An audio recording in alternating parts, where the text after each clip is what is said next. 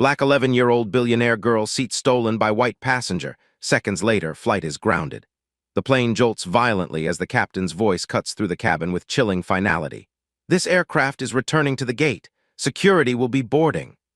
11-year-old Amara Jenkins feels every eye on the plane turned toward her, a sea of strangers suddenly united in their judgment. Tears threaten at the corners of her eyes as she stands frozen in the aisle, the boarding pass clutched in her trembling hand, clearly showing seat 2A, her seat, now occupied by the scowling middle-aged man who refuses to make eye contact with anyone but the flight attendant. "I paid for first class," he insists through clenched teeth, "and I'm not giving up my seat to accommodate some disruption." The word hangs in the air, heavy with implication. Amara's father, Marcus Jenkins, stands protectively beside his daughter, his normally composed demeanor now a barely contained storm. "My daughter's seat," he says with deliberate calm that belies the tension in his shoulders, "was purchased weeks ago. She has the boarding pass to prove it." The flight attendant looks between them, conflict etched across her face as the ripple of whispers travels through the cabin. What no one yet realizes is that in exactly 4 minutes, this mundane dispute will escalate into a situation that changes lives forever and exposes truths that some passengers have spent lifetimes trying to hide. But to understand how we got here, how an 11-year-old black girl who quietly built a tech empire worth billions from her bedroom could find herself at the center of a confrontation that would soon make national headlines, we need to go back to where the day began, in the pre-dawn quiet of the Jenkins family home. The alarm chirps softly at 4:30 a.m., though Amara is already awake. Sleep had proven elusive, as it often did before big meetings. Her bedroom looks like any other child's at first glance, stuffed animals arranged carefully on a window seat, science fair ribbons pinned to a corkboard, a bookshelf overflowing with dog-eared paperbacks. But the sleek computer setup in the corner tells a different story. 3 monitors display scrolling code, financial projections, and the latest user statistics for Dreamscape, the educational gaming platform that Amara created when she was 9, now used in schools across 47 countries. "Big day, huh, Sparrow?" Marcus Jenkins appears in the doorway, 2 steaming mugs in hand.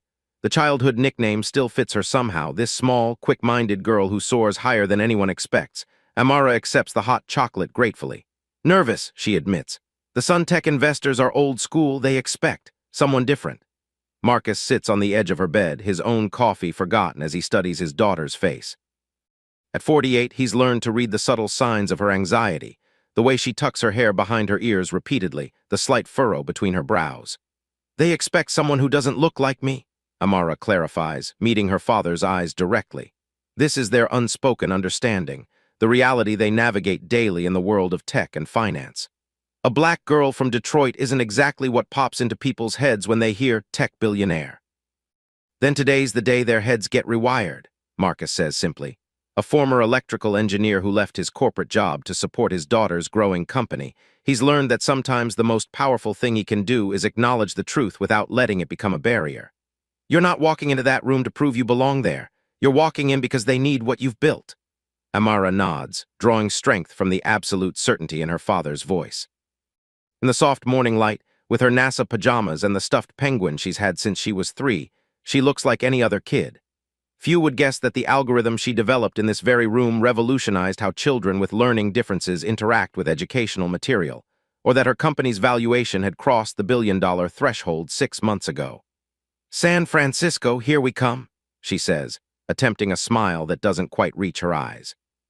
Something about this trip feels different, though she can't pinpoint why. As Marcus helps her pack the last of her things, neither of them can possibly know how prophetic that feeling of unease will prove to be. 2 hours later, Detroit Metropolitan Airport buzzes with early morning travelers. The Jenkins move efficiently through security, a well-practiced routine from frequent business travel. Amara's passport shows stamps from Tokyo, London, Singapore, evidence of pitches, conferences, and partnership meetings that have taken her around the world. Today's meeting with Suntech Ventures could mean expanding Dreamscape's reach to underserved communities globally, a mission that makes the exhausting travel schedule worthwhile. "Dad, did you remember to pack my presentation thumb drive?"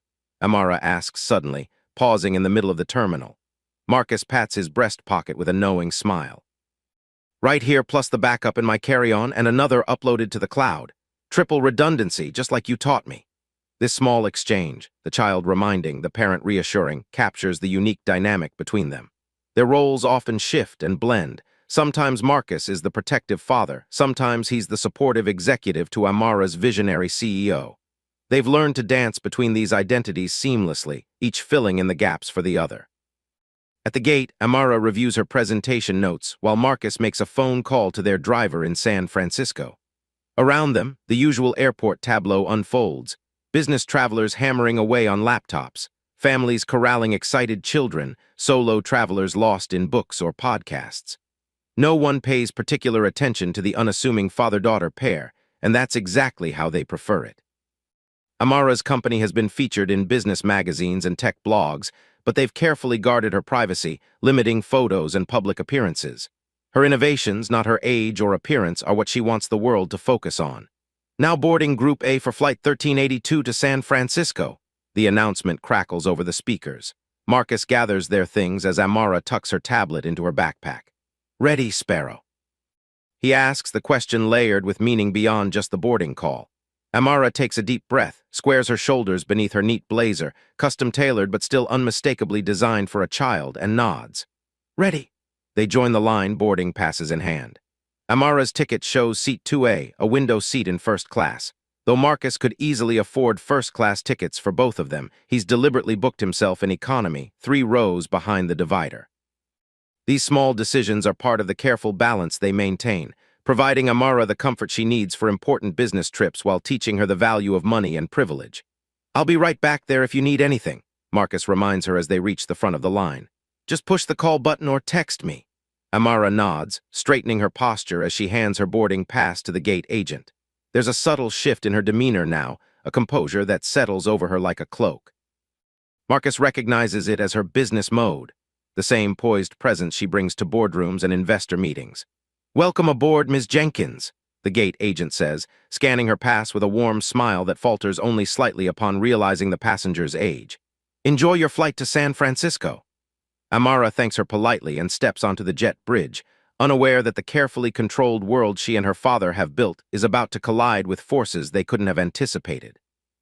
Because despite her extraordinary achievements, despite the wealth she's generated and the lives her technology has improved, to some people boarding Flight 1382 today, Amara Jenkins will never be more than what they first see, a black child in a space they've decided she doesn't belong.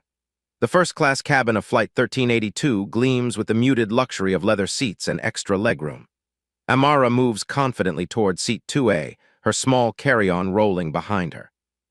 She's flown often enough to navigate the rituals of air travel with ease, where to stow her bag, how to adjust her seat, the polite nods exchanged with flight attendants. From 3 rows back in economy, Marcus watches his daughter settle into her seat, a familiar mix of pride and anxiety stirring within him.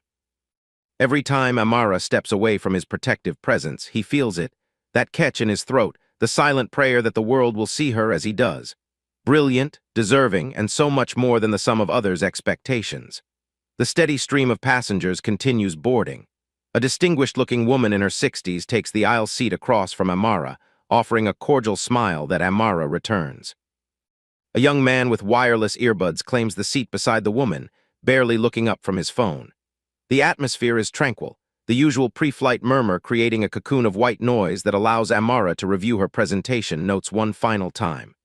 The calm shatters when a latecomer rushes into the first-class cabin, a man in his 50s with salt and pepper hair and an expensive suit that shows signs of a harried morning. His face is flushed from rushing, his expression darkening as he scans the row numbers. "Excuse me," he says, stopping at Amara's row and checking his boarding pass again. "I believe you're in my seat." Amara looks up, momentarily confused. She double-checks her own boarding pass. 2A, this is 2A, the man, Richard Blackwell, though Amara doesn't yet know his name, looks from the child to the boarding pass she holds out, his frown deepening. "There must be some mistake. I specifically booked this seat." A flight attendant approaches, drawn by the brewing conflict. "Is there a problem here?" "Yes," Richard says before Amara can respond. "I believe there's been a mix-up with the seating assignments." Amara speaks up, her voice clear despite its softness. "My boarding pass says 2A, and that's what I booked." The flight attendant, Sandra Miles, her name tag reads, gently takes both boarding passes to examine them. Her expression betrays nothing as she confirms what Amara has already said. "Ms. Jenkins is correctly seated in 2A, sir. Let me check your assignment." Richard's jaw tightens visibly. That's impossible. I always book this seat on this route. Check again. Sandra scans his boarding pass with practiced patience. Mr. Blackwell, your assigned seat is actually 12C in Economy Plus. Economy? The word explodes from him with such indignation that several nearby passengers look up. That's ridiculous. I've been a platinum member for 15 years. I never fly economy. I understand your frustration, sir, but this has to be fixed, Richard interrupts, his voice rising. I have an important meeting directly after landing. I need to work during this flight. Sandra maintains her professional composure. I'd be happy to check if there are any other first-class seats available, but at the moment it appears we're fully booked in this cabin. Richard's gaze shifts to Amara, who sits perfectly still, acutely aware of the scrutiny now directed at her from surrounding passengers. His next words come slowly, deliberately. Surely there's some flexibility here. Perhaps the young lady wouldn't mind relocating. I doubt she needs the workspace as urgently as I do. The implication hangs in the air, unmistakable in its condescension. Sandra's smile becomes fixed. Sir, Ms. Jenkins has a confirmed reservation for this seat. I cannot ask her to relocate. Come on. Richard lowers his voice, leaning closer to Sandra. Be reasonable. Look at her. She's what, 10, 11? How important could her reasons for being in first class possibly be? Amara feels heat rising to her cheeks. She's encountered this before, the dismissal, the assumptions, but it never stings any less. She considers offering to switch just to end the mounting discomfort, but her father's voice echoes in her mind. Never surrender your rightful place to make someone else comfortable with their prejudice. Before she can decide, a new voice enters the conversation, the older woman seated across the aisle. Excuse me, she says, her tone pleasant but firm.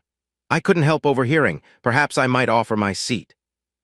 I'm in 2C. The woman, elegantly dressed, with silver hair swept into a neat bun, looks directly at Richard with keen gray eyes that miss nothing. That would solve the issue, wouldn't it? The young lady keeps her assigned seat and you get to remain in first class. Richard hesitates, thrown by this unexpected intervention. That's very kind of you, but it's no trouble, the woman continues smoothly. Though I must say I'm curious why you assume the child's business in San Francisco is less important than yours. There's a subtle edge to her otherwise pleasant tone. Appearances can be deceiving after all. The other first-class passengers have gone quiet, watching the drama unfold. Richard looks around, suddenly aware of how the situation appears. His expression shifts, calculation replacing outrage as he realizes the older woman has offered him a graceful exit from an increasingly awkward confrontation. That's very generous of you, he says finally, his voice forcibly controlled. Thank you. As the woman rises to collect her things, she introduces herself to Amara. Elizabeth Montgomery, pleasure to meet you, dear. Amara Jenkins, thank you, Ms. Montgomery. Elizabeth waves away her thanks. Not at all. I prefer the window anyway. As they rearrange themselves, Elizabeth now in Economy Plus, Richard sullenly taking the aisle seat she vacated, Amara catches her father's concerned gaze from Economy. She gives him a small nod to indicate all is well, though the encounter has left her unsettled. She can feel Richard's resentment radiating from the seat across the aisle, sense the weight of his assumptions and judgment. What Amara doesn't know, what no one aboard Flight 1382 could possibly know, is that this minor seating dispute is merely the first domino in a chain of events that will expose long-buried secrets, challenge deep-held beliefs, and ultimately force everyone involved to confront truths about themselves they've spent years avoiding. As the final passengers board and the cabin crew prepares for departure, the real story of this flight is only beginning to unfold. The engines rumble to life as Flight 1382 begins its taxi toward the runway. Amara tucks her boarding pass into her tablet case, trying to shake off the lingering discomfort from the confrontation. Across the aisle, Richard Blackwell makes a show of spreading out his work materials, pointedly avoiding eye contact with the child he clearly still believes has no business in first class. In Economy, Marcus Jenkins keeps a watchful eye forward, his attention divided between the book in his hands and the occasional glimpse of his daughter's head visible over the top of her seat. He'd witnessed enough of the interaction to understand its nature, another entry in the catalog of slights and assumptions they've encountered throughout Amara's remarkable journey. Pardon me, a voice breaks into his thoughts. Is that seat taken? Marcus looks up to find Elizabeth Montgomery standing in the aisle, gesturing to the empty middle seat beside him, the same woman who had given up her first-class seat. No, please, he shifts to make room for her. Elizabeth Montgomery, she offers as she settles in. Marcus Jenkins, that was a kind thing you did up there. Elizabeth's eyes show a flash of recognition at his last name, but she simply says, It seemed the simplest solution to an unnecessary problem. After a pause, she adds more quietly, "Some people are remarkably resistant to having their assumptions challenged." Marcus studies her with new interest. "You didn't have to give up your seat." "Perhaps not, but your daughter shouldn't have had to defend her right to occupy the space she paid for either." Elizabeth's matter-of-fact tone holds no request for gratitude or acknowledgement of sacrifice, just a statement of principle that resonates deeply with Marcus. Their conversation is interrupted by the captain's voice over the intercom, welcoming passengers aboard the 3-hour flight to San Francisco. The standard announcements follow: expected weather conditions, cruising altitude, estimated arrival time. The familiarity of the routine allows Amara to gradually relax, opening her tablet to review her presentation one last time before allowing herself to enjoy the window view during takeoff. As the plane accelerates down the runway and lifts into the sky, the sprawling expanse of Detroit falls away beneath them. Amara watches the city of her birth, with all its complexities, challenges, and fierce resilience, transform into a miniature model of itself. There's something centering about this perspective, a reminder that problems that loom large on the ground often shrink when viewed from above. In economy, Marcus and Elizabeth discover a shared interest in engineering, he in electrical systems, she in structural design. Their conversation flows easily, touching on career paths, technological innovations, and eventually the unique challenges of raising a gifted child. "She's remarkable," Elizabeth observes after Marcus shares a carefully edited version of Amara's achievements. "Though I imagine it hasn't always been an easy road." Marcus offers a measured smile. "There have been obstacles. Some expected, others less so. The expected ones being the usual suspects: age, gender, race, take your pick." He keeps his voice light, but the accumulated weight of years fighting these battles shows in the tightness around his eyes. "The tech world talks a big game about meritocracy, but the reality is people see what they expect to see," Elizabeth finishes for him, "and they treat people accordingly." Marcus nods, struck by how precisely she's articulated it. "Exactly. Sometimes I think the hardest part of my job as her father is teaching her to navigate that reality without letting it diminish her sense of possibility." Up in first class, Amara has pulled out her sketchbook, a habit she's maintained since childhood, jotting down ideas and designs that often become the seeds of new features for Dreamscape. Her current project focuses on adapting the platform for children with visual impairments, creating sensory feedback systems that would make digital learning more accessible. Richard Blackwell, despite his determined focus on his laptop, finds his attention repeatedly drawn to the child's meticulous sketches. Professional curiosity gradually overcomes his lingering resentment as he recognizes complex circuit designs taking shape under her pencil. "That's an interesting approach," he comments finally, his tone neutral but interested. "Haptic feedback system?" Amara looks up, surprised by the overture. "Yes, I'm trying to design something more intuitive than what's currently available." "For what application?" She hesitates, years of cautious media training making her automatically guard details of unreleased projects, but professional enthusiasm wins out. "Educational technology for visually impaired students." The existing options are either prohibitively expensive or too simplistic to engage older learners. Richard's eyebrows rise slightly. This is not the answer he expected from a child her age. "You're designing this yourself?" "It's collaborative," Amara acknowledges. "I have a team of engineers who help refine the technical specifications, but the core concept and initial design are mine." The conversation might have continued, perhaps even bridged the gulf of misunderstanding between them, had the flight not hit a patch of turbulence at that exact moment. The fastened seatbelt signs illuminate with a soft chime as the plane gives a sudden lurch. Amara grips her armrests, her stoic expression betraying only a slight tension around her eyes. Richard, distracted by steadying his laptop, doesn't notice the child's discomfort, but someone else does. From the middle rows of economy comes a woman in her early 30s, moving quickly against the flight attendant's instructions to remain seated. She pushes forward into first class, her expression urgent. "Amara," she calls, scanning the premium cabin until she spots the girl. "Are you okay?" The woman, dressed in casual business attire, her natural hair pulled back in a professional bun, stops beside Amara's seat, ignoring the flight attendant who follows close behind. "Deep breaths, remember. In for 4, hold for 4, out for 4. Amara nods gratefully, following the familiar breathing pattern while the woman places a reassuring hand on her shoulder. "Ma'am, I need you to return to your seat immediately," Sandra insists. "We're experiencing turbulence." "Just give me a minute," the woman responds without looking away from Amara. She has anxiety during turbulence. Are you her mother? Sandra asks, confusion evident in her voice as she looks between them. No, I'm her chief operating officer, the woman replies matter-of-factly. Zoe Washington, I work for her. This statement, delivered without fanfare but with unmistakable seriousness, causes a ripple of reaction through the first-class cabin. Richard Blackwell's head snaps up, his expression cycling rapidly through disbelief, confusion, and dawning comprehension. Works for her? He repeats, looking at Amara with new eyes. What exactly do you? His question is cut short by another bout of turbulence, more severe than the first. The plane drops suddenly, then steadies, but the momentary plunge is enough to send Zoe stumbling against the bulkhead. That's it, Sandra says firmly. Everyone needs to be in their assigned seats with seatbelts fastened. Now. Zoe gives Amara's hand a final squeeze. You good? Amara nods, her breathing steadier. I'm good, thanks, Zoe. As Zoe makes her way back to economy, the pieces start falling into place for Richard and the other first-class passengers who overheard the exchange. Whispered questions bounce between seats. Did she say she works for the kid? Chief operating officer? Who is this girl? Richard pulls out his phone despite the flight restrictions, opening his browser to search for Amara Jenkins before remembering he has no internet access.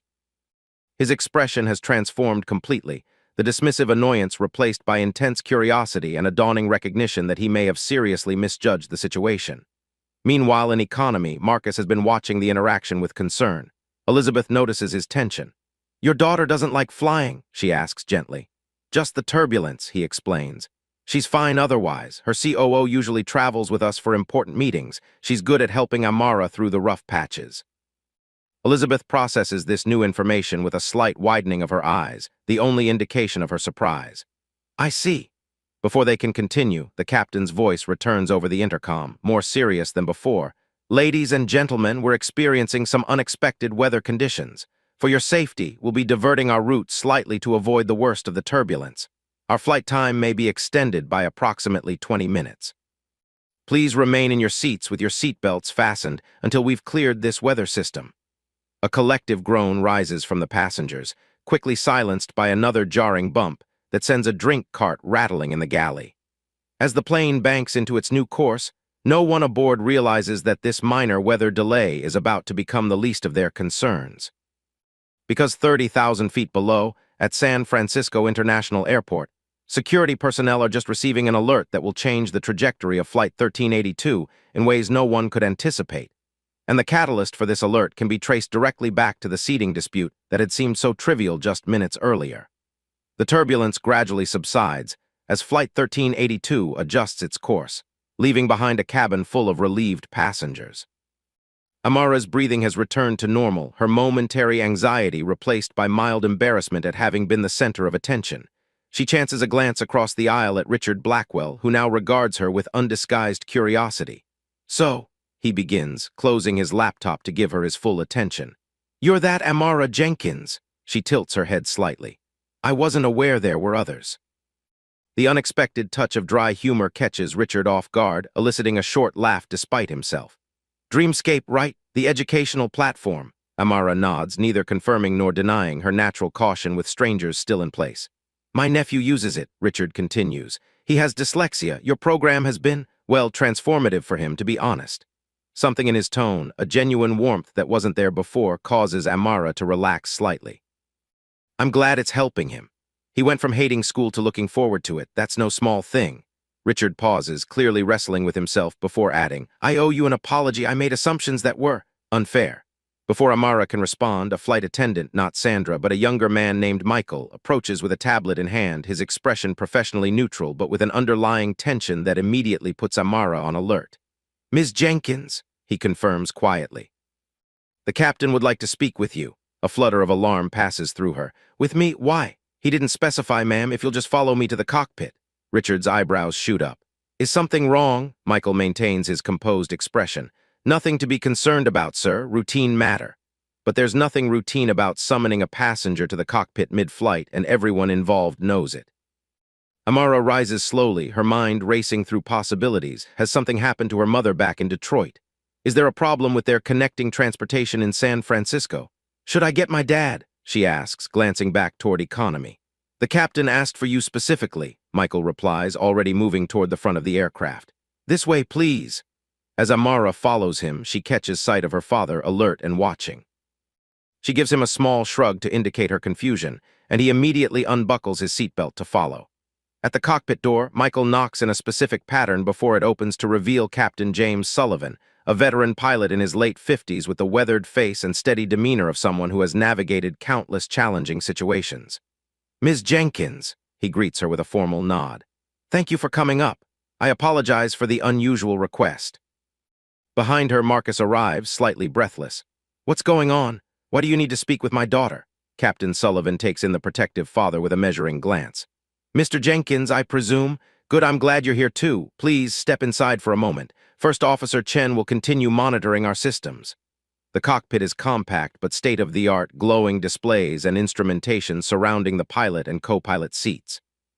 First Officer Chen, a woman in her 40s with calm, efficient movements, acknowledges them with a brief nod before returning her attention to the controls. Captain Sullivan closes the door behind them, ensuring their privacy from the rest of the passengers. "I've just received a rather unusual communication from ground security at SFO," he begins without preamble. "It seems someone has called in a security concern, specifically regarding you, Ms. Jenkins." Amara blinks in confusion. "What kind of security concern?" "The caller claimed you are traveling under false pretenses and using fraudulent identification." The captain's tone remains neutral, but his eyes are sharp, assessing their reactions. Marcus stiffens. "That's absurd. My daughter's documentation is completely legitimate." "I understand this may be upsetting," Captain Sullivan continues, "but I'm required to take all security alerts seriously, even ones that seem improbable." He turns to Amara directly. "Can you tell me the purpose of your visit to San Francisco?"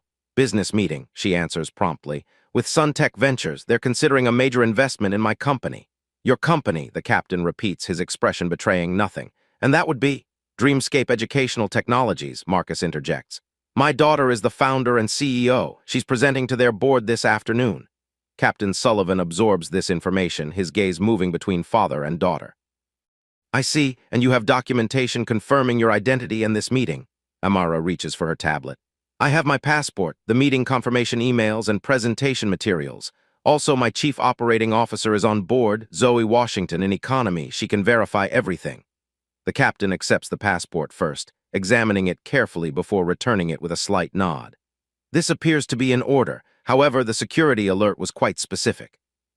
The caller alleged that Mr. Jenkins here is using his daughter as a front for questionable business activities. Marcus's expression darkens. "That's not just false, it's offensive. Who made this claim?" "The call was anonymous," Captain Sullivan replies, "but it was placed approximately 20 minutes ago, shortly after we took off." The timing registers immediately for both Amara and Marcus. 20 minutes ago, exactly when the seating dispute in first class had occurred. "It was him," Amara says quietly. "Mr. Blackwell, the man who wanted my seat." Captain Sullivan neither confirms nor denies this, maintaining his professional demeanor. "I can't speculate on the source. What I can tell you is that we now have a situation that requires resolution before we can land in San Francisco. Security protocols mandate that we investigate any credible threat." "This isn't credible," Marcus argues, his voice tight with controlled anger. "This is harassment, plain and simple." "Nevertheless," the captain continues, "I've been instructed to divert to Oakland where security personnel will board to verify identities and documentation." The implications hit Amara like a physical blow. "But our meeting will miss it." "I'm sorry, Ms. Jenkins. Once a security protocol is activated, I have no authority to override it." Marcus places a steadying hand on his daughter's shoulder. "This is racial profiling," he says quietly but firmly. "You must see that." Captain Sullivan meets his gaze directly. "What I see, Mr. Jenkins, is a situation I'm required to handle according to procedure. My personal opinions aren't relevant here." First Officer Chen speaks up for the first time, her attention still on her instruments. "Captain, Oakland Approach is asking for our confirmation of the diversion." Sullivan nods. "Tell them we're proceeding as directed." He turns back to the Jenkins. "I'll make an announcement to the passengers momentarily. In the meantime, I suggest you gather any documentation that might expedite the verification process once we land." As they exit the cockpit, the reality of what's happening begins to sink in for Amara.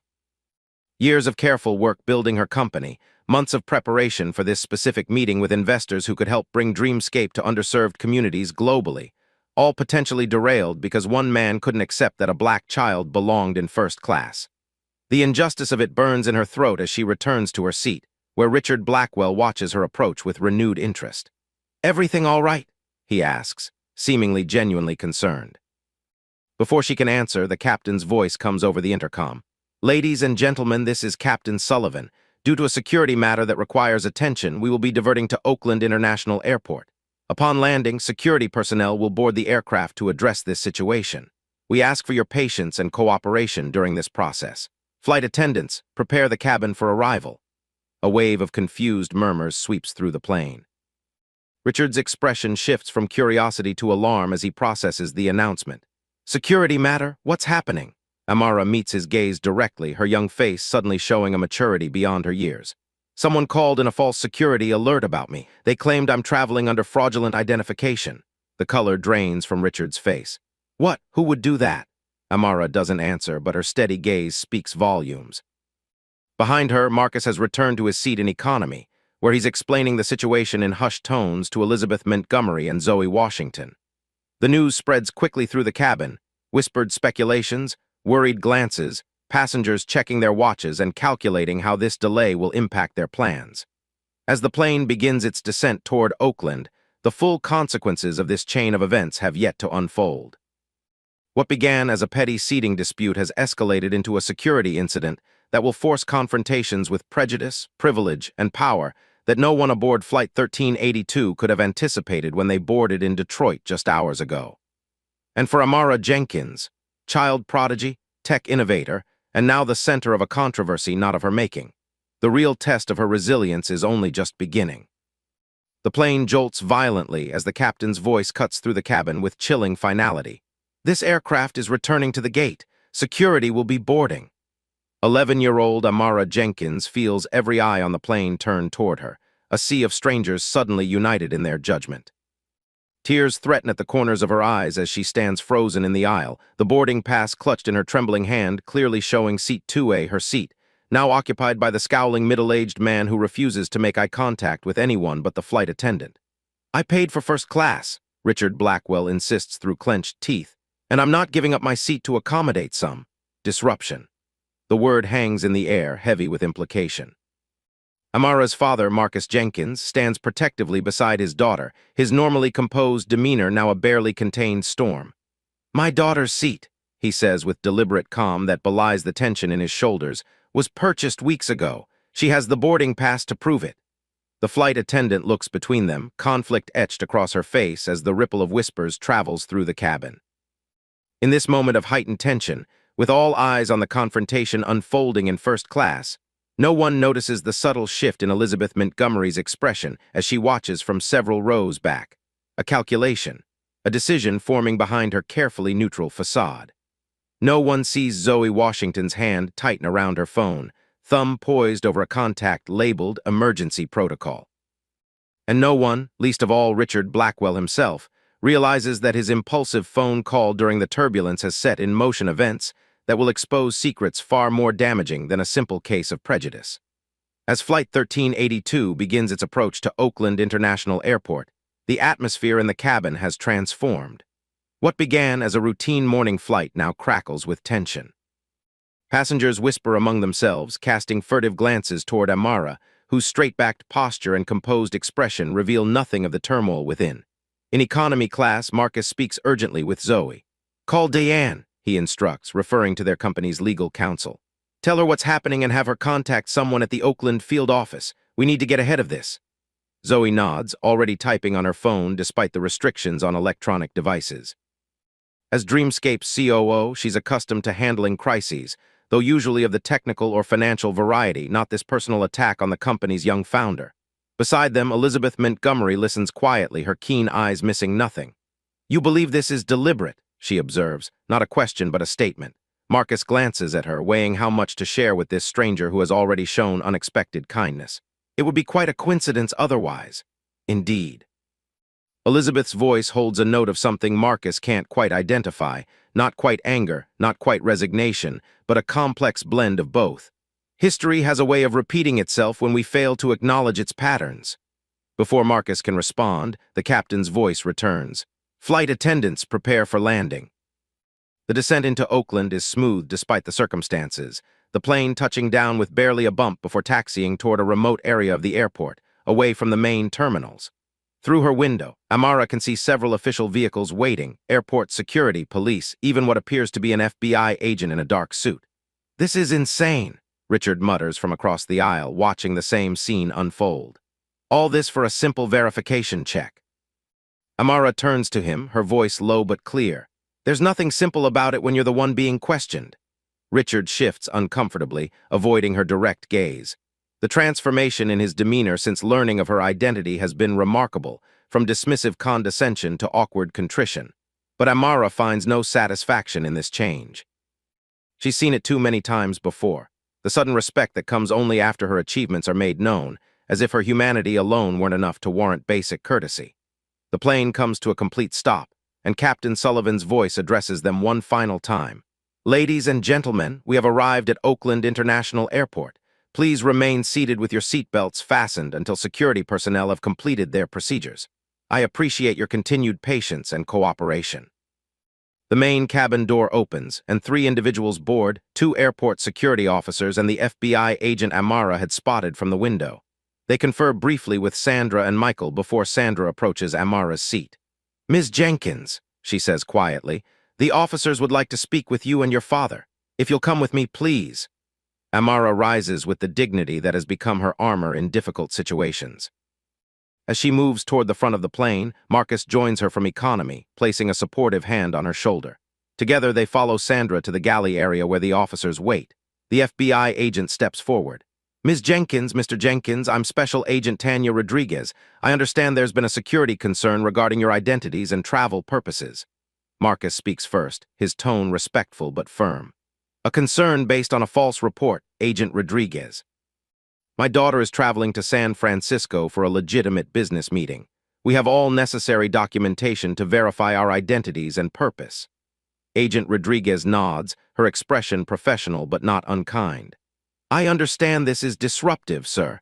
The sooner we can verify everything, the sooner we can resolve the situation." As Amara and Marcus present their passports, meeting confirmations, and company documentation, the rest of the passengers watch with varying degrees of interest and impatience. For most, this is merely an inconvenient delay. For a few, it's an uncomfortable reminder of the disparities in how people are treated based on appearance alone. Richard Blackwell sits rigidly in his seat, a cold sweat breaking out on his forehead as he observes the investigation he himself set in motion. What had seemed a justified response to a perceived slight now looks increasingly like a massive error in judgment, one with potential repercussions beyond this flight. "You did this," a voice says softly from beside him. Richard turns to find Elizabeth Montgomery has moved to the vacant seat next to his, her gray eyes holding his with unsettling intensity. "I don't know what you're talking about," he responds automatically, though his voice lacks conviction. Elizabeth's smile is thin and knowing. "Let me refresh your memory. 20 minutes into the flight, right after discovering who Amara Jenkins actually is, you excused yourself to use the lavatory. But instead of heading toward the restrooms, you made a call. A security tip, perhaps?" Richard's face pales. "How could you possibly?" "I observe, Mr. Blackwell, a habit from my former profession." She leans closer, her voice dropping further. "What I'm curious about is why. Was it simple spite because she wouldn't give up her seat? Or something deeper, something about seeing a young black girl in a position of power that you found threatening?" Richard recoils as if slapped. "That's absurd. I would never." "Save it," Elizabeth cuts him off.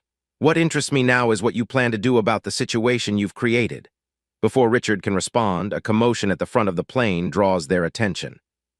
Agent Rodriguez is speaking into her radio, her expression serious as she receives information that clearly changes the dynamics of the situation. Beside her, Amara and Marcus exchange puzzled glances. "What's happening now?" Amara asks, sensing the shift in energy. Agent Rodriguez puts away her radio, regarding the Jenkins with new interest. "It seems there's been a development. The security alert included specific allegations about financial irregularities at Dreamscape Technologies. Given the nature of these claims, this has become a matter for our white-collar crime division." Marcus stiffens. "That's completely false. Our company's finances are transparent and above board." "Nevertheless," Agent Rodriguez continues, "I've been instructed to escort both of you to our field office for further questioning." The implication hits Amara with stunning force. This is no longer just about verifying their identities. Someone is deliberately trying to discredit her company, using this security alert as a vehicle for a much more damaging accusation. Our legal counsel is already en route, Marcus states, his voice level despite the anger building beneath the surface. We'll cooperate fully, but I want it on record that these allegations are baseless, and I believe maliciously motivated. As Agent Rodriguez begins making arrangements for their escort from the plane, Zoe Washington pushes forward from economy. I'm coming too, she states, not a request but a declaration. As Chief Operating Officer of Dreamscape, I should be present for any questions regarding company operations. The agent considers this briefly before nodding. That's acceptable. The whispers among passengers have grown louder, speculation running rampant. Richard Blackwell sits frozen in his seat, the full weight of what he's inadvertently set in motion finally hitting him. This has escalated far beyond what he intended, beyond what he could have imagined when he made that impulsive call. Elizabeth studies him with a mixture of disgust and something almost like pity. "Well, Mr. Blackwell," she says quietly, "it appears your actions have had rather more significant consequences than you anticipated." As Amara, Marcus, and Zoe gather their belongings to disembark, Captain Sullivan emerges from the cockpit to address the remaining passengers. "Ladies and gentlemen, I've just been informed that we'll be continuing to San Francisco shortly. Those of you with connecting flights will be rebooked as necessary. We apologize for the inconvenience and thank you for your patience." A collective sigh of relief passes through the cabin, all except for Richard, who watches with growing horror as Amara is escorted from the plane.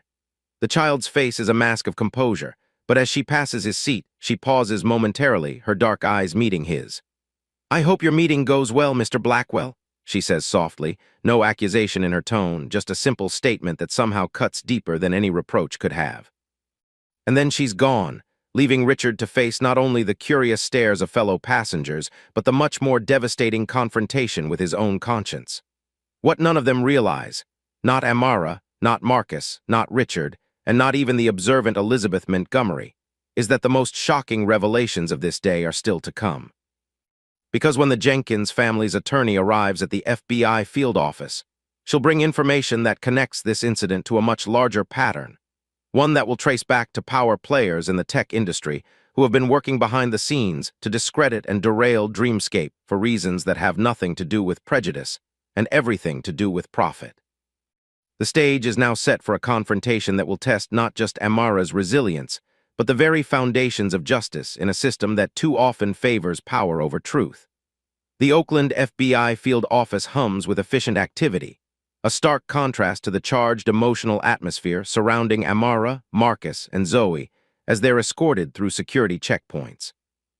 Agent Rodriguez leads them to a conference room rather than an interrogation room, a small courtesy that Marcus notes with grim appreciation.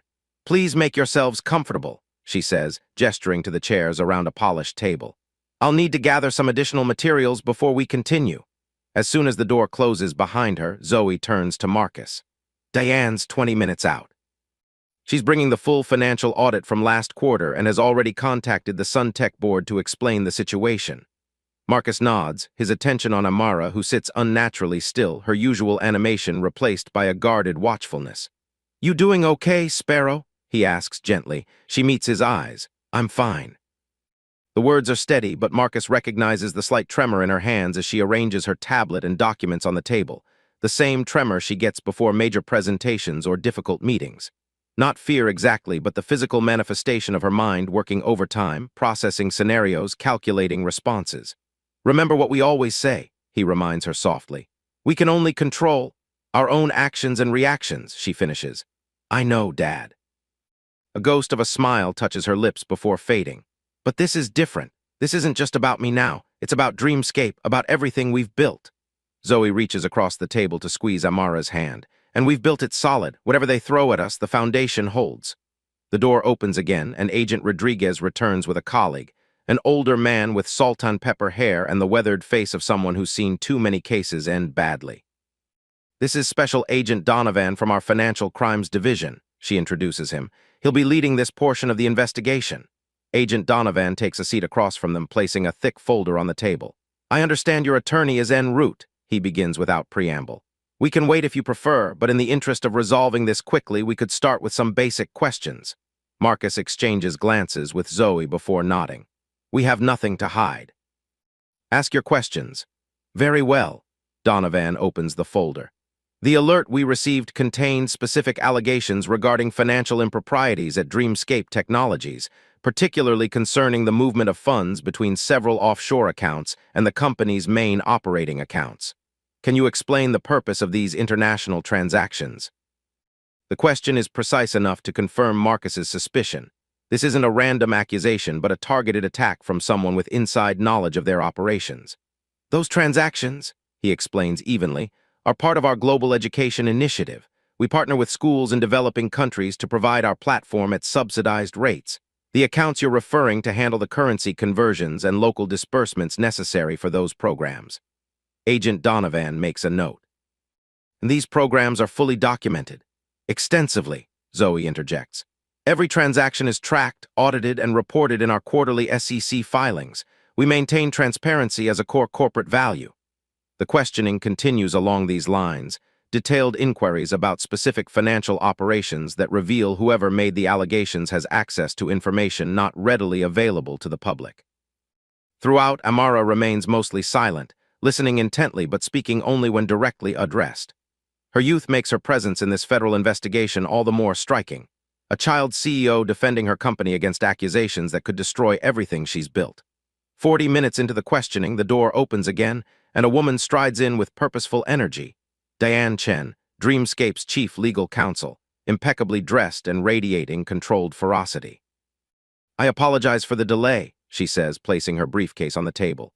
I'm Diane Chen, representing Dreamscape Technologies and the Jenkins family. I'd like a moment with my clients before we proceed further.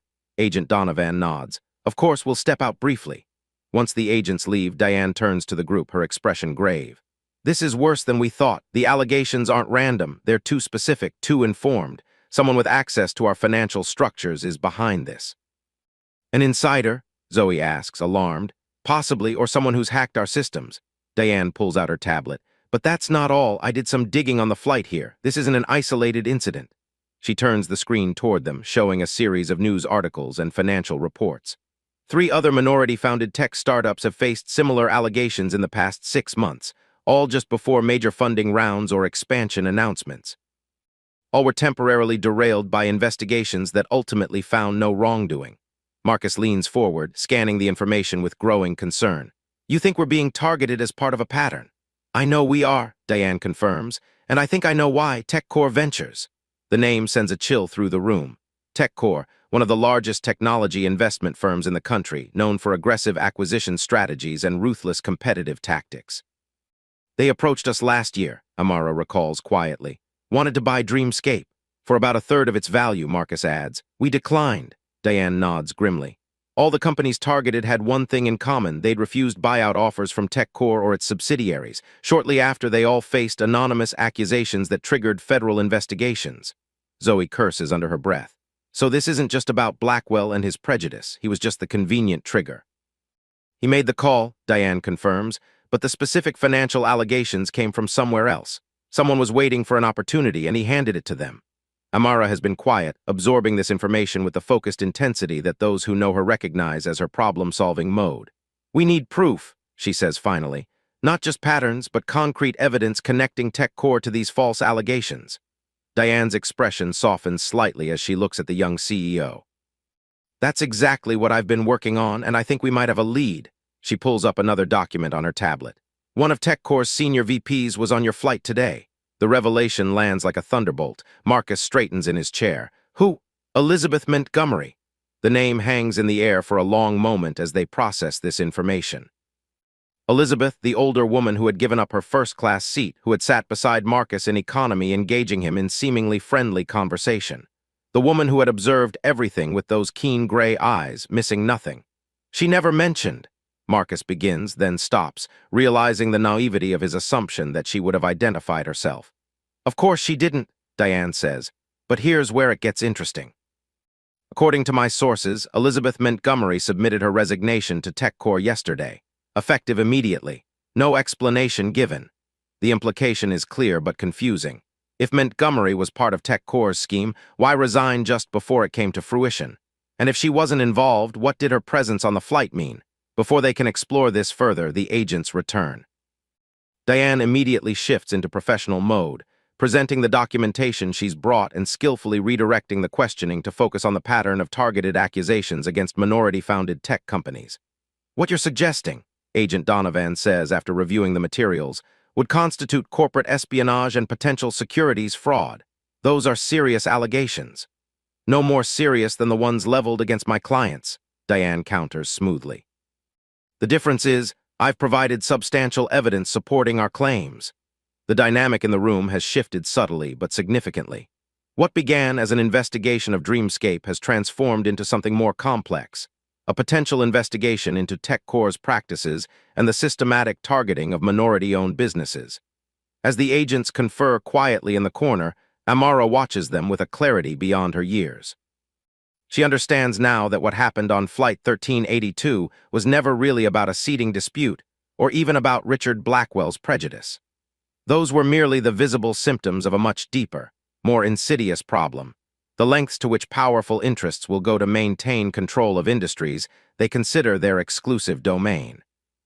What she doesn't yet know is that back on the plane, now landing in San Francisco, Elizabeth Montgomery is making a phone call that will upend everyone's assumptions about who is truly pulling the strings in this elaborate corporate chess game. Flight 1382 touches down at San Francisco International Airport nearly 2 hours behind schedule. As passengers prepare to disembark, Richard Blackwell remains seated, unmoving even as others retrieve their belongings from overhead bins. The reality of what he set in motion weighs on him like a physical presence, the accusations, the FBI involvement, the public spectacle of Amara Jenkins being escorted from the plane. "Sir," Sandra approaches his seat. "We've arrived in San Francisco. You can deplane now." Richard looks up, his expression haunted. "I made a mistake," he says, not to Sandra specifically, but as if needing to voice the realization aloud. "A terrible mistake." Sandra regards him with professional neutrality. "Your belongings, sir." He collects his things mechanically, moving through the motions without really seeing what he's doing.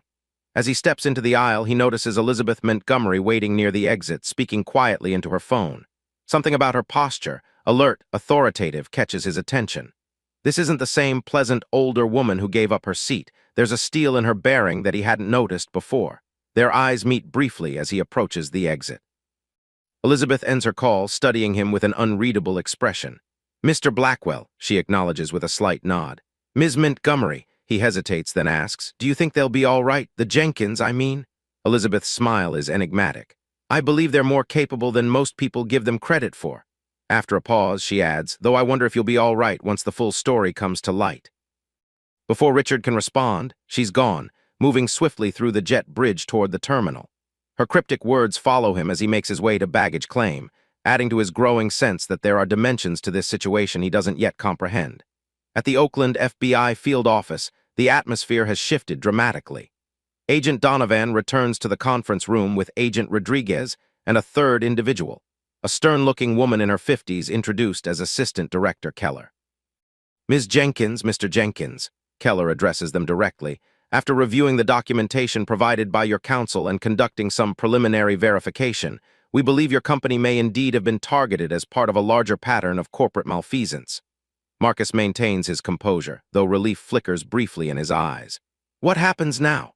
"We'll be expanding our investigation to include these potential corporate espionage elements," Keller explains. "The meantime, you're free to go, though we may need to contact you for additional information as we proceed." Diane gathers their materials efficiently. "My clients will cooperate fully, of course, and I trust the Bureau will investigate these systematic attacks on minority-founded businesses with the same vigor it applied to investigating Dreamscape." Keller meets her gaze directly. "We follow the evidence, Ms. Chen, wherever it leads." As they prepare to leave, Agent Rodriguez pulls Marcus aside briefly. "For what it's worth," she says quietly, "I'm sorry for the disruption to your day, especially for your daughter." Marcus nods, appreciating the human acknowledgement behind the professional exterior. "Thank you." Outside the field office, a bureau car waits to transport them to San Francisco. As they settle into the vehicle, Amara finally allows herself to relax slightly, the rigid control she's maintained throughout the ordeal beginning to ease. "We've missed the meeting," she says, checking the time on her tablet.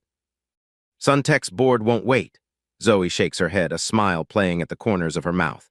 "Actually, they will. I got a text while we were wrapping up in there. They've rescheduled for tomorrow morning." Amara looks up, surprised. "Why would they do that?" Because, Diane explains, Elizabeth Montgomery called them. Apparently, she's joining their board of directors effective immediately, and she specifically requested they accommodate your situation.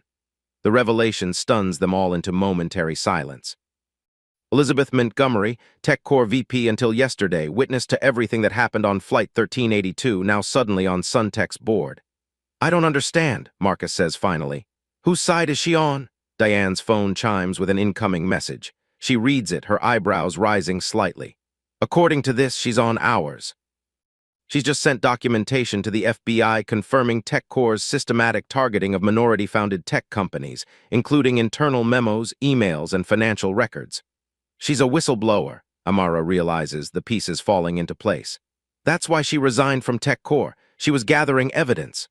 And that's why she was on our flight, Marcus adds, remembering their conversation in economy. She wasn't just making small talk, she was verifying what she already suspected about Dreamscape being the next target. Zoe shakes her head in disbelief. Talk about being in the right place at the right time. I don't think it was coincidence, Amara says thoughtfully. I think she's been watching all of this unfold for months, building her case, waiting for the right moment to act. As they drive toward San Francisco, the landscape of the Bay Area spreading out before them, the full complexity of what they've experienced begins to sink in.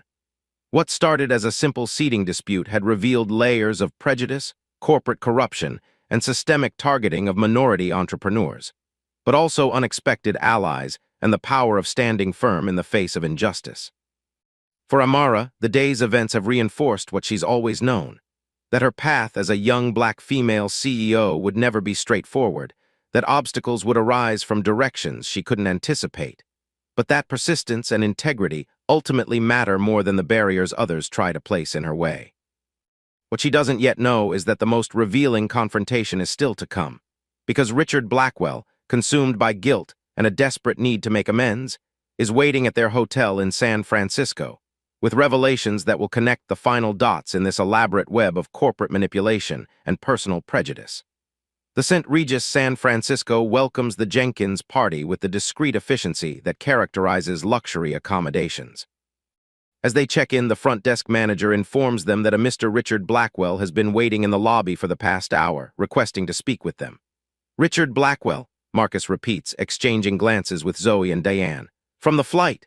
Yes, sir, the manager confirms. He was quite insistent, though I assured him we couldn't confirm whether you were staying with us or not.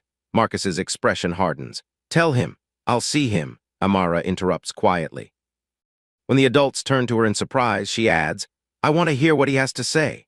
After a brief discussion, they agree to meet Blackwell in a private conference room rather than their suite. Amara freshens up quickly, changing from her travel clothes into a simple but professional outfit, dark jeans, a crisp white button-down, and the custom blazer that has become something of a signature look for her public appearances. You don't have to do this, Marcus reminds her as they head downstairs. Not after everything that's happened today. Amara straightens her shoulders. I know, but I think it's important. Richard Blackwell rises when they enter the conference room, his normally confident demeanor replaced by visible discomfort. He looks as if he hasn't slept in days, though it's been only hours since the flight. Ms. Jenkins, Mr. Jenkins, he begins awkwardly. Thank you for agreeing to see me. I know I'm probably the last person you want to talk to right now. You called in a false security alert that led to my daughter being questioned by the FBI, Marcus states flatly.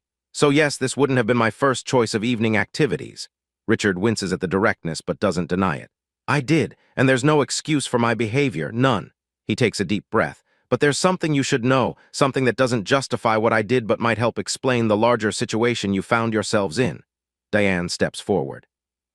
Mr. Blackwell, as Dreamscape's counsel, I should advise you that anything you say here could potentially be used in legal proceedings. I understand, he nods, and I accept whatever consequences come my way, but this is bigger than me or my prejudice. He practically spits the last word as if finally acknowledging the ugly truth he's been avoiding. Go on, Amara says, her young voice somehow the most authoritative in the room. Richard reaches into his briefcase and pulls out a folder. I work for Next Gen Educational Systems. We're a direct competitor to Dreamscape, though our products aren't nearly as innovative or effective as yours. This admission clearly costs him, but he continues. 3 months ago, TechCore Ventures acquired a controlling interest in Next Gen. Almost immediately, the culture changed. There was a new focus on aggressive market strategies and eliminating obstacles to growth. He slides the folder across the table. 2 weeks ago, I was brought into a strategy meeting with senior management.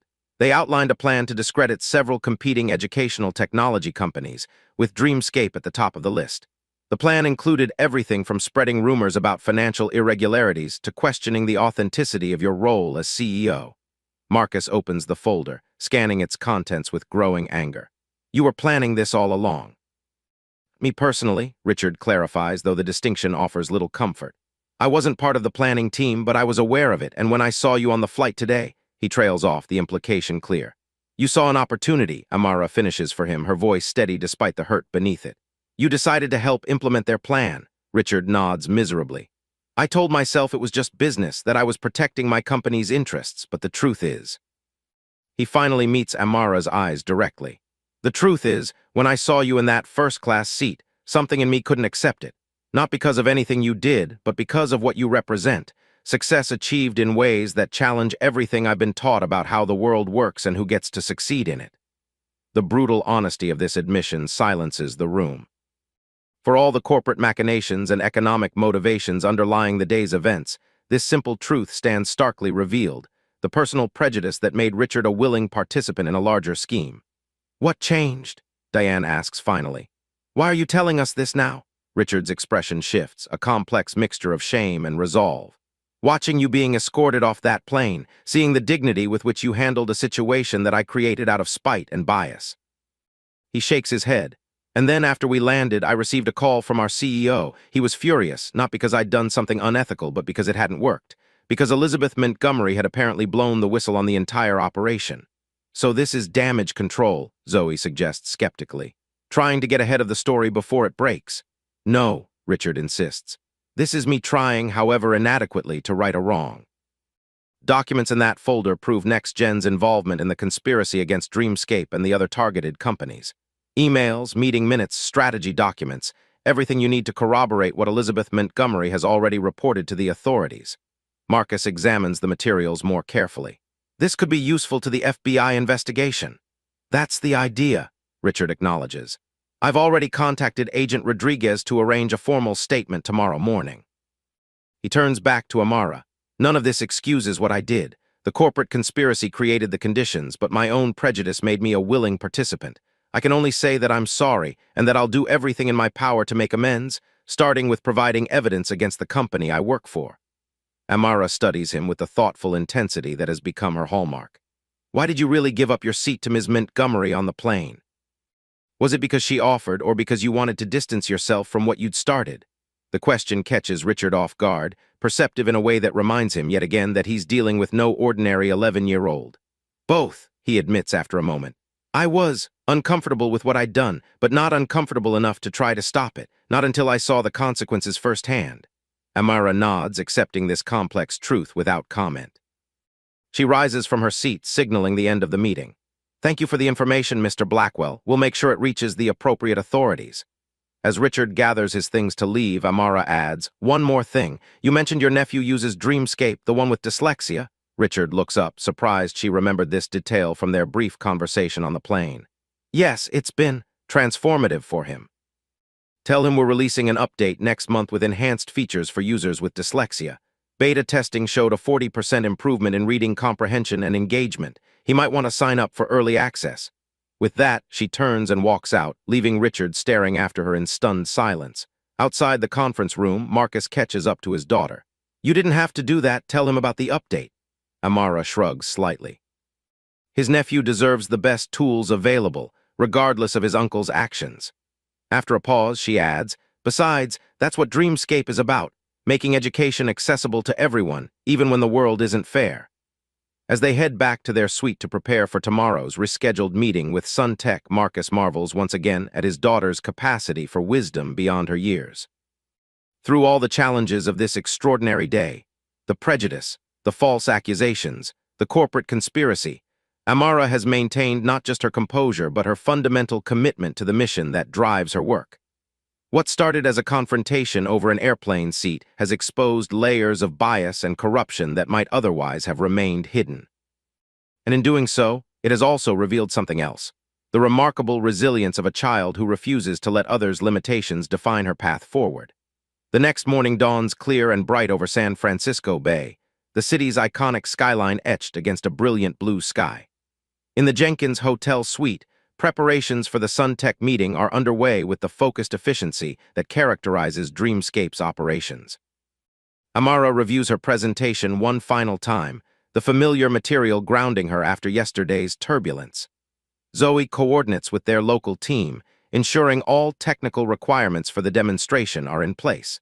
Marcus handles calls from their Detroit headquarters, where news of the FBI investigation has inevitably reached key staff members. At precisely 9:15 a.m., a knock at the door announces the arrival of Diane Chen, accompanied by an unexpected visitor, Elizabeth Montgomery. "Hope you don't mind the surprise," Elizabeth says as she enters, the authoritative presence they glimpsed briefly on the plane now fully evident. "I thought we might benefit from a strategy session before the meeting." Marcus studies her with cautious interest. "That depends on what strategy you have in mind, Ms. Montgomery. Your role in all this remains." "Unclear." Elizabeth accepts this wariness with a gracious nod. "Fair enough. Let me clarify my position." She takes a seat in the suite's living area, her posture relaxed but her eyes sharp and focused. "For the past 8 months, I've been gathering evidence of TechCore's systematic targeting of minority-founded tech companies. What began as concerning patterns in investment decisions gradually revealed itself as a deliberate campaign to either acquire these companies at devalued prices or destroy them outright if acquisition failed." "And your role in this campaign?" Diane asks pointedly. "Observer, initially," Elizabeth admits. "I was brought into relevant meetings because of my expertise in educational technology markets. What I heard disturbed me enough to start documenting everything, secretly recording meetings, saving emails, photographing documents. When I had sufficient evidence, I took it to a federal prosecutor I trust." "Why not go public immediately?" Zoe challenges. "Because I needed to ensure the evidence was unassailable," Elizabeth explains. "TechCore has powerful friends, excellent lawyers, and a remarkable ability to reframe narratives in their favor. If I moved too soon with too little proof, they would have buried the story and me along with it." Amara, who has been listening quietly, finally speaks. "You knew they were targeting Dreamscape next." Elizabeth turns to her with a respectful nod. "Yes, your company became a priority target after refusing their acquisition offer last year. The success of your platform represents a particular threat to their educational technology portfolio, especially with next-gen's inferior products losing market share quarter after quarter. So you booked yourself on our flight deliberately," Marcus realizes. "To warn us, to protect you if possible," Elizabeth corrects. "Or at least to witness and document whatever happened. I didn't anticipate Mr. Blackwell's involvement. That was an unfortunate coincidence that accelerated their timeline." She pulls out her tablet, bringing up a document. "The good news is the FBI now has everything they need to pursue charges against TechCore's leadership. The bad news is they won't go down without a fight. They'll use every resource at their disposal to discredit you, your company, and your daughter." "Which brings us to today's meeting," Diane interjects. "Suntech Ventures." "Exactly." Elizabeth's expression brightens. "Suntech represents a critical opportunity, not just for Dreamscape's expansion plans, but as a public vote of confidence that could help insulate you from TechCore's inevitable counterattacks." Amara has been absorbing this information with her characteristic intensity. "You joined Suntech's board to ensure this meeting happened." Elizabeth smiles, genuinely impressed by the child's perception. "I've been consulting with Suntech for years. When I left TechCore, they offered me a board position. The timing was fortuitous." "And your recommendation to their investment committee," Marcus asks, still not entirely willing to trust this unexpected ally. "Will be based entirely on the merits of Dreamscape's proposal," Elizabeth assures him. "Which, based on my analysis of your platform and growth metrics, should be strongly positive. But ultimately, Amara's presentation will need to convince the full board." All eyes turn to Amara, who meets their collective gaze with calm determination. "I'm ready." The Suntech Ventures headquarters occupies 3 floors of a gleaming tower in the financial district. The Jenkins team arrives 30 minutes before their scheduled presentation, escorted to a waiting area with panoramic views of the bay. The opulence is subtle but unmistakable. Original artwork on the walls, furnishings that whisper rather than shout their expense. Staff who move with the practiced efficiency of those accustomed to serving the powerful. Amara takes it all in with outward composure, though Marcus can sense her heightened awareness. The slight straightening of her posture, the careful modulation of her voice as she confirms technical requirements with the assistant who greets them. These small adjustments are familiar to him now. His daughter's way of armoring herself for environments where her youth and appearance might otherwise undermine her authority. At precisely 11:00 a.m., they're escorted into Suntech's main boardroom, where 12 people await them. The investment committee, key advisors, and Elizabeth Montgomery, now seated among them as the newest board member. Her presence offers no special acknowledgement of their shared experience the previous day, maintaining the professional boundaries that the situation requires. What follows is a masterclass in poise and preparation. Amara presents Dreamscape's global expansion plan with the confident authority that has become her trademark in professional settings. She navigates complex questions about scalability, localization challenges, and ROI projections with precise, thoughtful responses. The technical demonstration of the platform's newest features, including the enhanced dyslexia support she'd mentioned to Richard Blackwell, draws appreciative murmurs from the committee. Throughout, Marcus watches the board members' reactions, noting the subtle shift from polite interest to genuine engagement. He's witnessed this transformation countless times, the initial skepticism that greets his 11-year-old daughter giving way to respect as her intelligence and vision become undeniable. After 90 minutes of presentation and questions, the committee chair, a veteran venture capitalist named James Chen, brings the session to a close. "Thank you, Ms. Jenkins. This has been most illuminating." His tone reveals nothing of the committee's leanings. "We'll need to deliberate, of course. Perhaps you and your team would like to enjoy some refreshments while we discuss." As they're escorted back to the waiting area, Zoe keeps her voice low. "That went well, better than well." "They were engaged," Marcus agrees. "Especially with the adaptive learning modules for different cultural contexts." Amara says little, mentally reviewing her performance, identifying points where she might have been clearer or more compelling. This critical self-assessment is part of her process, something Marcus has learned to respect rather than interrupt with premature reassurances. They wait for 45 minutes, a relatively short deliberation period that could signal either quick consensus or rapid rejection. When the assistant returns to escort them back to the boardroom, her smile offers no clues. James Chen rises as they enter. "Ms. Jenkins, Mr. Jenkins, Ms. Washington, thank you for your patience. After careful consideration of Dreamscape's proposal, Suntech Ventures has reached a decision."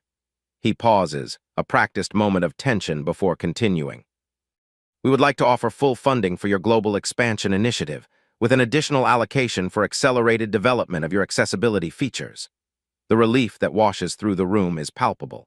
Amara accepts the news with a gracious nod, maintaining her professional demeanor even as Zoe squeezes her shoulder in silent celebration. "The committee was particularly impressed with your vision for bringing adaptive educational technology to underserved communities," Chen continues. "Elizabeth has also shared some context regarding recent challenges your company has faced. Let me assure you that Suntech stands firmly behind Dreamscape, both financially and, if necessary, publicly." This last statement carries significant weight, a commitment of reputational support that could prove crucial in the days ahead as the TechCore investigation unfolds. As they work through the preliminary details of the agreement, Elizabeth catches Marcus's eye briefly, her slight nod confirming what he's beginning to understand, that her advocacy behind the scenes likely helped secure not just the funding but this promise of public backing. Later, as they exit the building into the bright San Francisco afternoon, the magnitude of what they've accomplished begins to sink in. Despite everything, the confrontation on the plane, the false accusations, the FBI questioning, they've secured the partnership necessary to bring Dreamscape's technology to children around the world who need it most. "We did it, Sparrow," Marcus says softly as they wait for their car. Amara looks up at him, her serious expression finally giving way to the smile of the 11-year-old beneath the CEO persona. "We did it, despite everything they tried to do to stop us." "Because of who you are," he tells her, fierce pride in his voice, "because you never let anyone else define what you can achieve." As their car arrives to take them back to the hotel, Amara's phone chimes with a news alert. She reads it quickly, her expression growing solemn again. "The FBI has just announced a formal investigation into TechCore Ventures for corporate espionage, securities fraud, and conspiracy." "Good," Zoe says firmly. "It's about time someone held them accountable." Amara is quiet for a moment, processing the implications. "This is going to be big, isn't it? It's not just about us anymore." "It never was," Marcus tells her gently. "What happened on that plane, what's been happening to companies like ours for years, it's all part of something much larger. Systems that resist change, people who can't see beyond their own biases, power structures that work to preserve themselves at any cost. But those systems can be changed, Amara responds, with the unwavering belief that has driven her since she first conceived Dreamscape in her bedroom 2 years ago. That's what we're doing, isn't it? Building something better. As they drive through the city toward their hotel, the conversation turns to their return flight to Detroit the following day, a journey that will undoubtedly feel different after everything they've experienced. There will be challenges ahead as the TechCore investigation unfolds, as Dreamscape continues to expand, as Amara navigates the complex intersection of her extraordinary capabilities and the world's often limited expectations. But for now, they have achieved what they came for. And in doing so, they have struck a blow not just for their company, but for all those who refuse to accept that the path to success should be narrower for some than for others. What began as a dispute over an airplane seat has revealed truths about power, prejudice, and possibility that will continue to resonate long after Flight 1382 has faded from memory. And through it all, Amara Jenkins, brilliant, resilient, and undeterred, remains focused on the horizon, on the future she is determined to help create. As the sun sets over San Francisco Bay, casting long golden shadows across the cityscape, she turns her thoughts not to the obstacles that have been placed in her path, but to the millions of children around the world who will soon have access to the tools she's created. Tools that might help them overcome their own obstacles and realize their own extraordinary potential. In the end, that's what matters most. Not the seats we occupy on any given journey, but the doors we open for those who will follow. Epilogue: 6 months later, the auditorium at Detroit's Community Innovation Center buzzes with anticipation. Hundreds of educators, technology specialists, and students have gathered for the official launch of Dreamscape's Global Access Initiative, a program that will bring the platform to schools in 27 countries, with specialized adaptations for different learning styles, cultural contexts, and accessibility needs. Behind the stage, Amara adjusts her blazer, a new one necessary as she's grown an inch since the events in San Francisco. At 12 now, she stands at the threshold of adolescence, her face maturing though still unmistakably young. Beside her, Marcus reviews the program schedule, while Zoe coordinates with the technical team, ensuring the demonstration will run smoothly. "Nervous?" Marcus asks, recognizing the familiar signs, the slight bouncing on her toes, the repeated tucking of hair behind her ears. "A little," Amara admits. "It's a big room, full of people who believe in what you've built," he reminds her. "And after everything that's happened this year, that means something." Indeed, the past 6 months have been transformative for Dreamscape and the broader tech industry. The FBI investigation into TechCore Ventures has expanded to include multiple charges of corporate espionage, resulting in the indictment of several senior executives. Richard Blackwell, making good on his promise to cooperate fully with authorities, provided testimony that helped secure these indictments, though he too faces charges for his role in the false security alert. Elizabeth Montgomery has emerged as a powerful advocate for ethical business practices and diversity in tech leadership, her whistleblower status giving her a platform to address long-standing issues of bias and exclusion in the industry.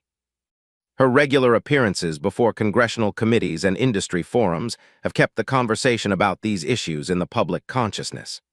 As for Amara and Dreamscape, the SunTech partnership has propelled the company to new heights, with user numbers doubling and implementation in school districts across the country. More significantly, the publicity surrounding the attempted sabotage of a Black-owned educational technology company sparked important conversations about representation and opportunity in tech entrepreneurship. 2 minutes, the stage manager calls, breaking into Amara's thoughts. She takes a deep breath, centering herself in the moment. Ready. As she steps onto the stage, the audience erupts in applause. Teachers who have seen their students thrive using her platform, parents grateful for tools that have helped their children overcome learning challenges, industry peers who recognize the innovation Dreamscape represents. But perhaps most meaningful are the rows of children near the front, students from local schools, many from backgrounds similar to Amara's own, looking up at her with expressions of undisguised admiration and possibility.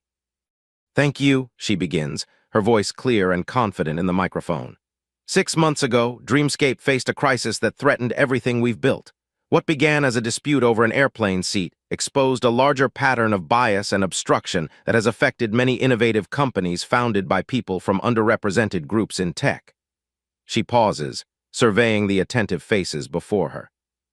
But that crisis also revealed something else: the strength of our community, the importance of our mission, and the power of standing firm in the face of injustice. The screen behind her illuminates with images of classrooms around the world. Children in rural India, Mexico, Kenya, and dozens of other locations where Dreamscape's technology has been piloted over the past months. Today, we launch a program that will bring adaptive learning tools to millions of students globally, regardless of geography, economic status, or learning differences. Because we believe that access to quality education isn't a privilege for the few, it's a right for everyone. As Amara continues her presentation, detailing the technical innovations and implementation strategies that will make this vision a reality, Marcus watches from the wings with quiet pride. The journey from that tense moment on Flight 1382 to this triumphant launch has been challenging, but it has also affirmed what he's always believed about his remarkable daughter, that her greatest strength lies not just in her brilliant mind, but in her unwavering conviction that technology should serve humanity's highest aspirations. In the audience, unnoticed among the hundreds of attendees, Elizabeth Montgomery listens intently, a satisfied smile playing at the corners of her mouth. Beside her sits an unexpected companion, Richard Blackwell, attending at Amara's personal invitation as part of his ongoing effort to make amends and educate himself. His expression is contemplative, a man still reckoning with his own biases but committed to the difficult work of change. As the presentation concludes and Amara invites questions from the audience, a young girl of about 9 raises her hand. "I want to make software like you when I grow up," she says, her voice carrying clearly through the auditorium. "But people tell me I'm too young to understand coding. What should I tell them?" Amara smiles, recognizing in this child's question echoes of her own early experiences. "Tell them that age is just a number, not a measure of what you can create or understand. Tell them that the most important qualification for building something new isn't how old you are, it's how clearly you can see what needs to exist in the world." She pauses, then adds with a touch of the quiet confidence that has carried her through challenges far greater than any 12-year-old should have to face. "And then show them what you can do. Because ultimately, that's what changes minds, not arguing with those who doubt you, but proving through your work that they were wrong to doubt in the first place." As applause fills the auditorium once more, the camera pulls back metaphorically to reveal the scene in its entirety. A young innovator sharing her vision, an audience inspired by possibility, a father watching with pride former adversaries transformed by reflection and accountability. All connected by a series of events that began with a disputed airplane seat, but expanded to encompass fundamental questions about who deserves a place at the table in our shared technological future. For Amara Jenkins, that future stretches bright before her, not without challenges, certainly, but rich with purpose and possibility. The seat she occupies now, at the forefront of educational technology innovation, was not given to her by anyone's permission or condescension. She earned it through brilliance, persistence, and an unwavering belief that the tools we create should serve all of humanity, not just those who have traditionally held power. And in that understanding lies perhaps the most important lesson of this remarkable journey: that true innovation comes not from preserving existing systems, but from expanding them to include voices, perspectives, and talents previously excluded. That the future belongs not to those who guard their privileges most jealously, but to those who imagine most boldly what might be possible if we all had the opportunity to contribute our unique gifts. As the event transitions to a demonstration of Dreamscape's newest features, Amara steps from the spotlight momentarily, rejoining her father in the wings. Their eyes meet in shared recognition of how far they've come and how much further they still intend to go. "Good job, Sparrow," Marcus says softly. Amara's smile, part CEO, part 12-year-old, wholly herself, illuminates her face. "We're just getting started," she replies, and in those simple words lies the promise of everything yet to come. If you enjoyed this story, please like, comment, and subscribe to see more content like this. Where were you watching from? Let me know in the comments below.